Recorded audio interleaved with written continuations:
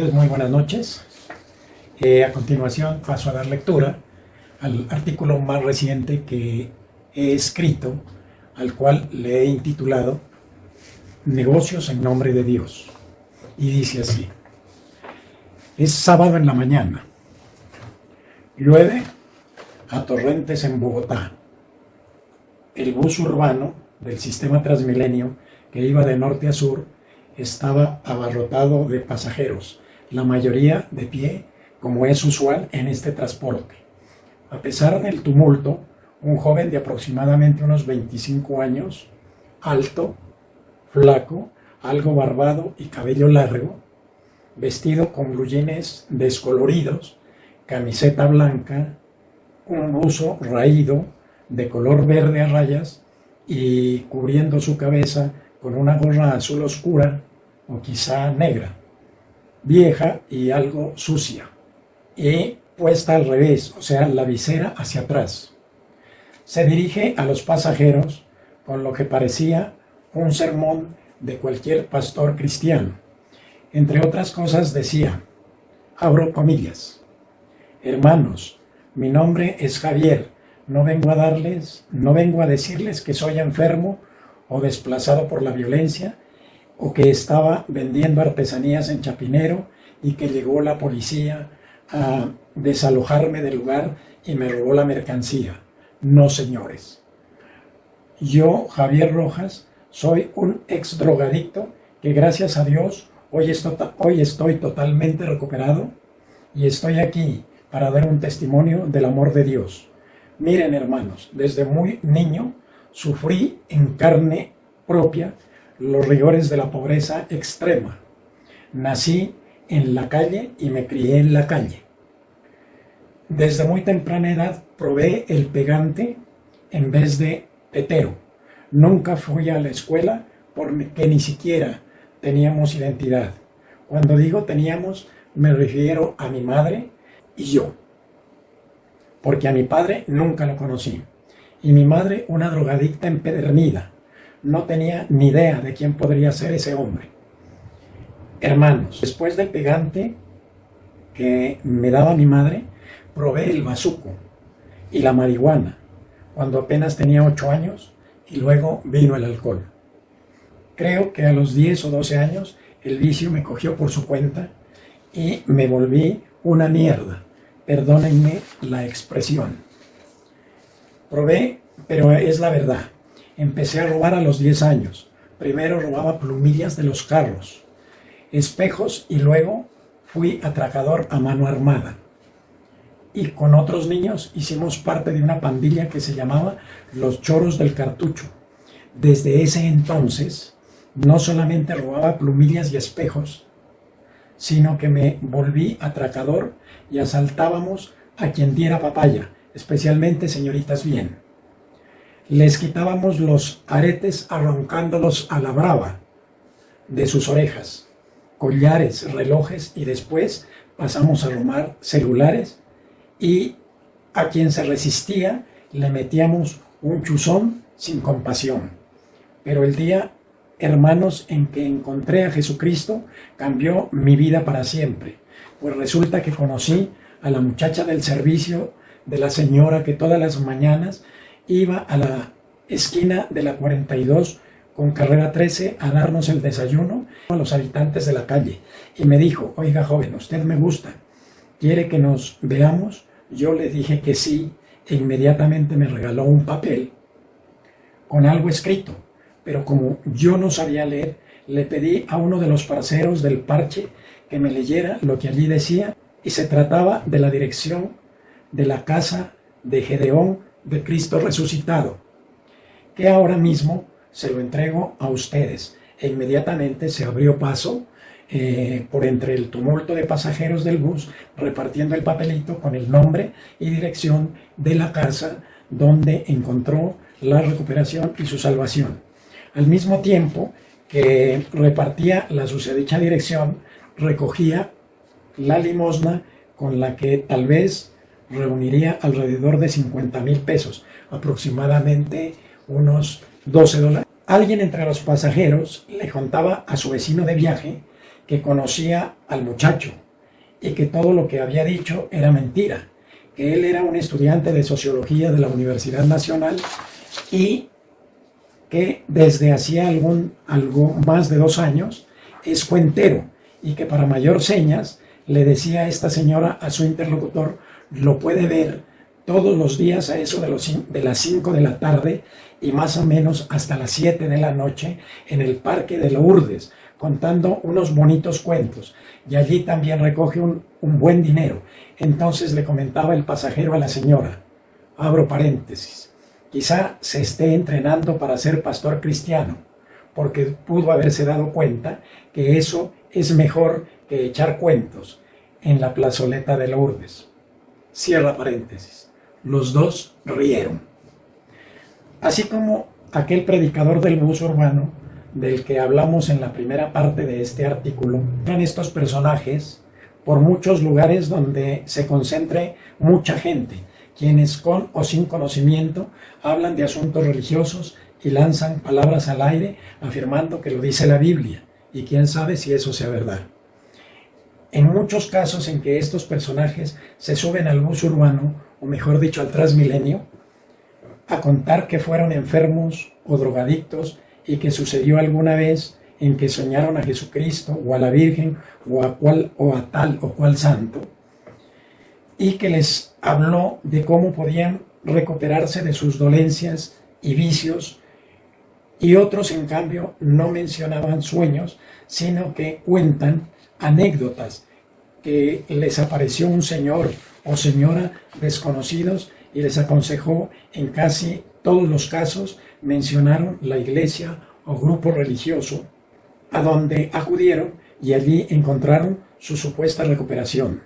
De esta forma se oye mencionar muchos nombres de iglesias, sectas o grupos de oración.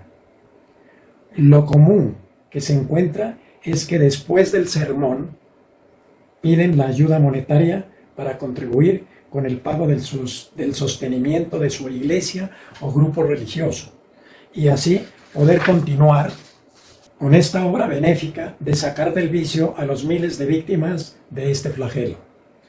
En más de una ocasión y sin el propósito investigativo, se han conocido casos en que estos supuestos predicadores y ejemplos de recuperación son unos farsantes, y que lo primero que hacen con el dinero conseguido como limosna, aparte de burlarse de los ingenuos que aportaron el óbolo, es gastársela en marihuana, bazuco, licor, etc. Por otro lado, es muy común que todo limosnero o mendigo siempre diga, comillas, una limosna por el amor de Dios, cierra comillas. Esto quiere decir que si no das la limosna no amas a Dios. Pero el mendigo es consciente de esta sentencia, o lo más probable es que no. ¿Pero por qué lo dice? Quizá esto se ha vuelto una frase de cajón, pero debe tener su origen en algo y en alguien. Una primera reflexión sobre estos casos podría ser, ¿por qué meten a Dios para conseguir dinero en esta forma? ¿No es acaso Dios un ser supremo digno de todo respeto? ¿Acaso Dios no es aquel Padre amoroso, creador de todo y dueño de la vida? Y entonces, ¿cómo es que estos farsantes hacen su negocio sucio en su nombre? ¿Por qué se atreven a irrespetar así al Padre? Sobre este asunto de la utilización del nombre de Dios para obtener dinero, explicaba un sociólogo que estos personajes, como lo expuesto, para los casos de pseudopredicadores como el del bus urbano, probablemente se inspiraron en lo que ellos mismos han podido ver en sus vecindarios con la gran cantidad de templos, casas de oración, etc., de diversos credos, donde se reúnen muchas personas a donar dinero como limosna para la supuesta iglesia o secta, y de paso a orar para que sus pecados sean perdonados e ir pagando por cuotas un cupo en el cielo, aparte de oír a pastores o supuestos pastores hablar acerca de Dios de los favores que se pueden obtener de él, así como también de los castigos a que podrían quedar expuestos si incumplen su ley. Entonces es posible que estos predicadores del bus urbano se les haya ocurrido replicar cualquier cuento religioso, así no sepan de lo que están hablando, a fin de obtener algún dinero y con el paso del tiempo se hayan acostumbrado a vivir de este negocio. No sería para nada extraño que alguno o algunos de estos predicadores del bus hayan pasado luego a convertirse en pastores de congregaciones más grandes y se hayan convertido en millonarios como los hay en muchas partes del mundo. Pero a la pregunta, ¿de dónde salió o se originó esta práctica? Sería importante consultar la Sagrada Biblia. Y nada más ni nada menos que en el Antiguo Testamento y específicamente en el Deuteronomio, capítulo 10 y 11, se les prevenía a los judíos a dar limosna para ayudar a los pobres, a las viudas, a los huérfanos y a los extranjeros. Y recuérdese que el Deuteronomio es el quinto libro del Pentateuco y parece que su antigüedad data del siglo IX antes de Cristo.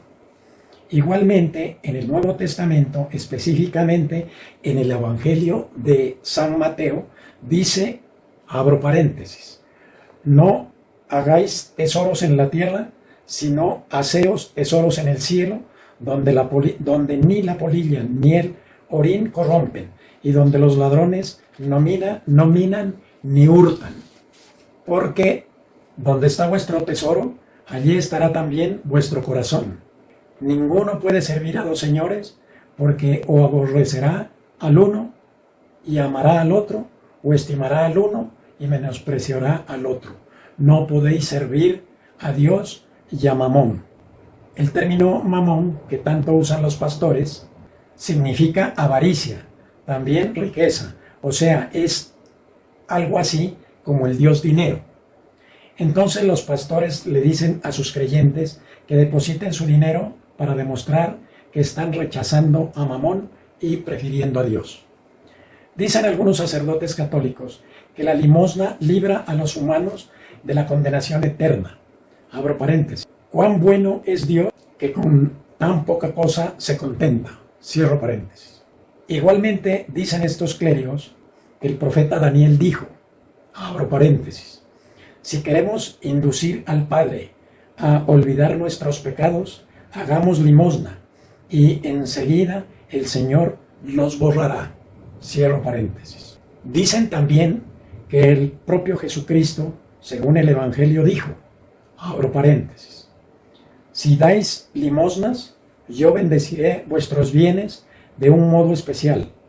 Dad, nos dice, y se os dará. Si dais en abundancia, se os dará también en abundancia. Cierro paréntesis. Con estas directrices divinas, lo más creíble es que quedó abierto el camino para que muchos supuestos representantes de Dios en la tierra se enriquezcan en su nombre. Las sectas, iglesias o religiones modernas hacen lo que han interpretado del mandato divino y además se han acogido a las leyes terrenales que casi en todo el mundo existen sobre la libertad de cultos. Y así han construido grandes imperios económicos, los cuales, entre más feligreses logren convencer, más riquezas acumularán. Por ejemplo, la Iglesia Universal del Reino de Dios, IURD, también conocida como Oración Fuerte al Espíritu Santo o Comunidad Cristiana del Espíritu Santo, en otras partes también conocida como Gracia Universal o el Centro de Ayuda Espiritual y otros nombres más, se calcula que tiene 3 millones de adeptos. Esta congregación fue fundada por el teólogo y filósofo de nombre Edir Macedo, el 9 de julio de 1977 en Río de Janeiro, Brasil. Esta iglesia, según la revista brasileña Veja, generó ingresos netos solo en el 2006 por $1.000 millones y para el 2007 más de $8.000 millones.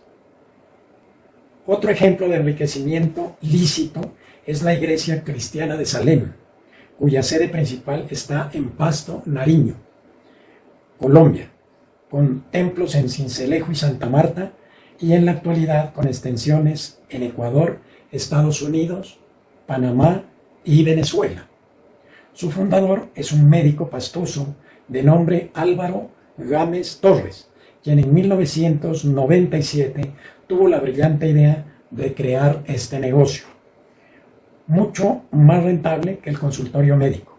Dicen quienes lo conocieron en aquellos años, que en aquel tiempo el médico andaba en un carrito viejo de marca Simca, y hoy, según el periódico El Tiempo de Bogotá, tiene carros de alta gama, escoltas, varias propiedades y un expediente vivo por acoso carnal y acto sexual en persona con incapacidad para resistir. Otro caso es el de la Iglesia de Dios Ministerial de Jesucristo Internacional, que dirige la señora María Luisa Piraquive, iglesia que hace parte de las 5,000 y más iglesias y sectas religiosas que están actualmente registradas en la Oficina de Asuntos Religiosos y Libertad de Cultos del Ministerio del Interior y de Justicia de Colombia. Dicen algunos de los colaboradores de la señora Piraquive que esta supuesta vocera de Dios en la tierra llena sus bolsillos con algo más de 1.500 millones de pesos mensuales, solo en Bogotá. Esta iglesia es considerada una multinacional de la adoración a Dios, con cerca de 180 templos en 160 ciudades, en los países de Ecuador, Chile, Costa Rica, Colombia, Aruba, Alemania, España y Estados Unidos. Según cuentan algunos de sus feligreses, que la mayoría de la gente aporta limosnas de 2,000 y 5,000 pesos cada semana, los que son entregados en sobres cerrados y depositados en unos buzones que para tal efecto han sido incrustados en las paredes del templo. Dicen que también hay fieles quienes afirman haber aportado billetes de 50,000 pesos. O sea que los mayores aportantes son gente muy pobre, que llena las arcas de la señora Piraquive para que ella y su familia se den la gran vida, mientras los ingenuos sacrifican parte de su bienestar o de sus consumos necesarios. Pero estas iglesias son infinitamente pequeñas frente a las grandes. La más grande de las mencionadas alcanza a tener 3 millones de fieles, que es la del Brasil. En cambio, la iglesia anglicana tiene alrededor de 98 millones de fieles. O la iglesia ortodoxa con algo más de 260 millones de fieles.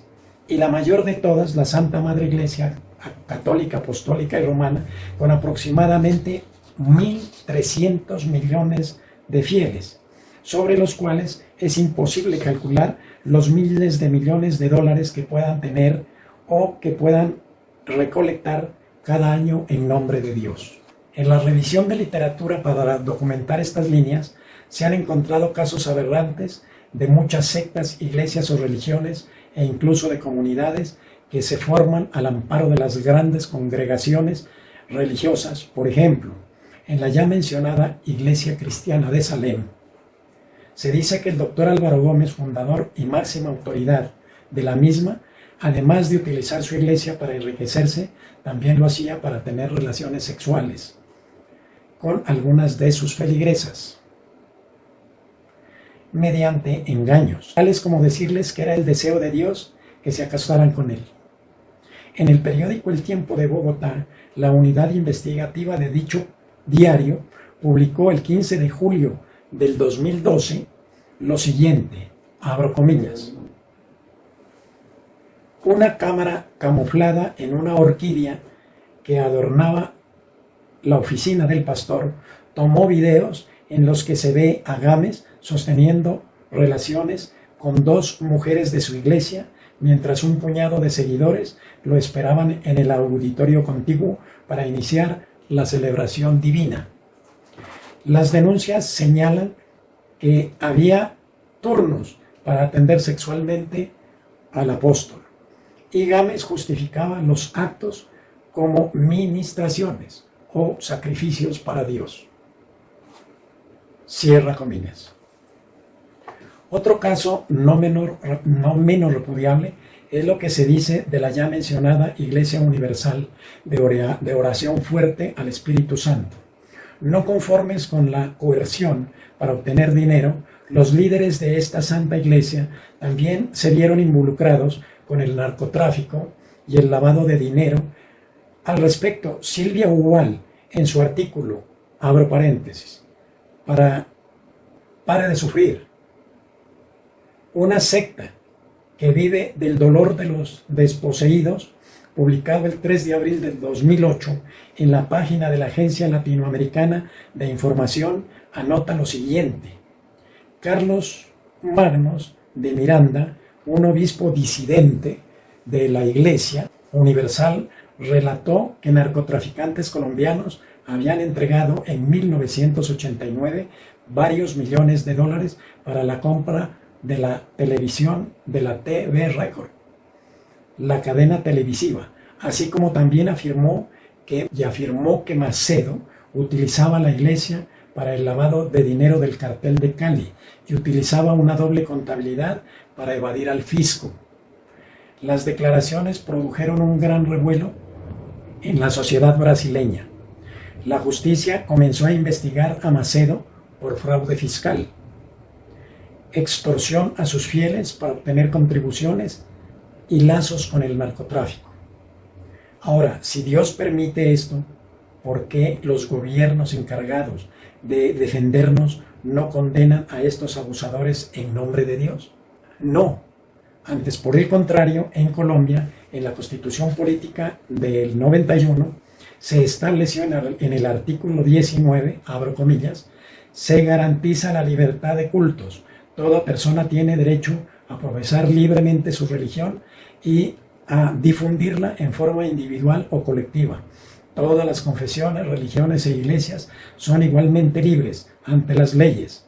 Es más, el Honorable Congreso de Colombia, en desarrollo de este artículo, promulgó la Ley 133 de 1994, en uno de cuyos apartes se lee claramente: ninguna iglesia o confesión religiosa es ni será oficialmente oficial o estatal. Sin embargo, el Estado no es ateo, agnóstico o indiferente ante los sentimientos religiosos de los colombianos. Cierro paréntesis. El poder público, continúa el paréntesis, el poder público protegerá a las personas en sus creencias, así como las iglesias y confesiones religiosas, y facilitará la participación de estas y aquellas en la consecución del bien común. De igual manera, mantendrá relaciones armónicas y de común entendimiento con las iglesias y confesiones religiosas existentes en la sociedad colombiana. Artículo 2 de la mencionada ley. De ahí que hayan aparecido tantos grupos, sectas y religiones en este país, hasta el punto de llegar desde 1991, cuando fue promulgada la Constitución Política de Colombia de ese año, hasta el 2020, a más de 6.000 organizaciones religiosas legalmente constituidas, según el Registro Público de Entidades Religiosas, que es la entidad encargada de otorgar las licencias y permisos de funcionamiento de estos atracaderos legales. Y lo más cínico de todo es que toda secta, religión o grupo de oración dice que es encargada por Dios y que sus líderes o pastores son los representantes de Dios en la tierra para otorgar lugares en el cielo después de la muerte. Esto que hacen las sectas religiosas es lo mismo, o por lo menos muy parecido, al usurpamiento de identidad, en este caso al usurpamiento del nombre de Dios, para ofrecer cupos en el cielo a cambio de donativos, cuando en verdad nunca han hablado con Dios y mucho menos Él los ha designado como sus representantes.